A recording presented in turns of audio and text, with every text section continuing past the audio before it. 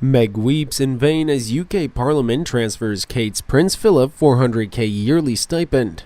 Real Queen.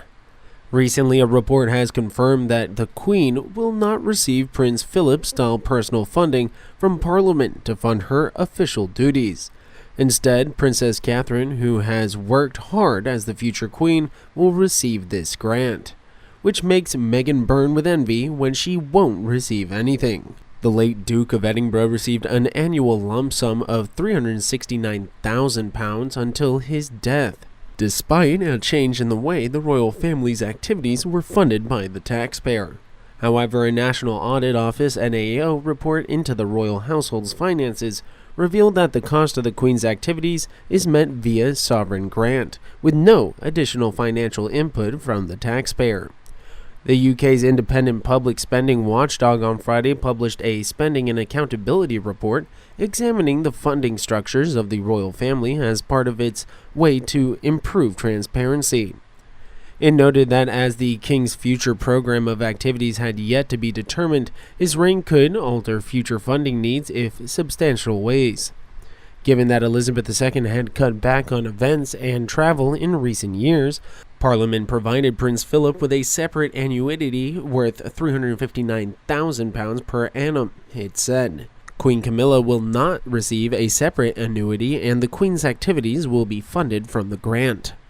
On the other hand, this allowance will be inherited by Princess of Wales, Princess Catherine, when the princess becomes queen after Prince William inherits the throne.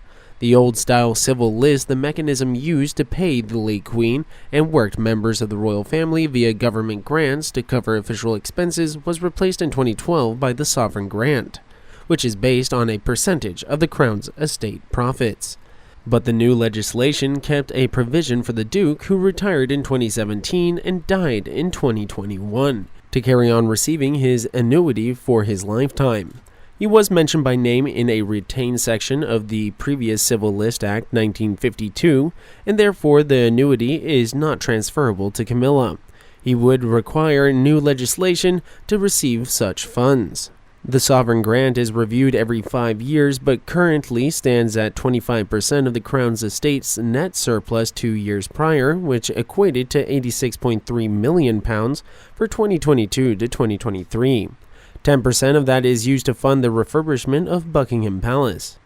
The report said that each king and queen had their own interests and priorities, which affected their schedule of events. Her late Majesty, Queen Elizabeth II, had to cut back on events and travel in recent years, in part because of the global COVID-19 pandemic, it said. It can be reasonably assumed that the king will be hosting more events and traveling to more engagements within the UK and overseas at the request of the government.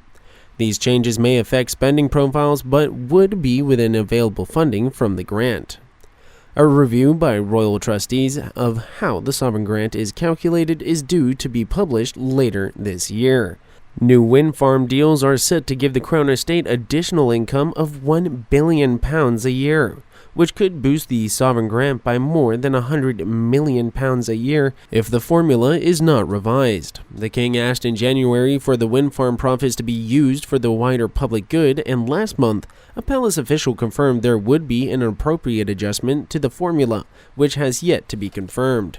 Meanwhile, Meghan Markle has been branded a very calculating woman, as well as a survivor by experts. Everything has been issued by former palace aide Paul Burrell during one of his most recent interviews.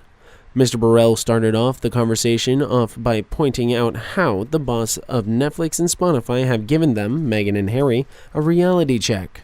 This is mainly because Mr. Burrell feels not everybody is interested in Harry and Meghan, and it has become quite clear that their brand is suffering, and they need to rebrand to survive.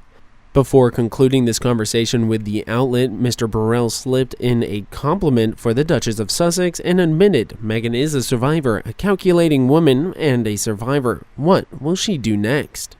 These admissions have come in response to similar claims by the former aide, who warns Prince Harry has already done his part by attending the coronation and attacking royal family via memoir. And now it's Meghan's turn to charge the tide.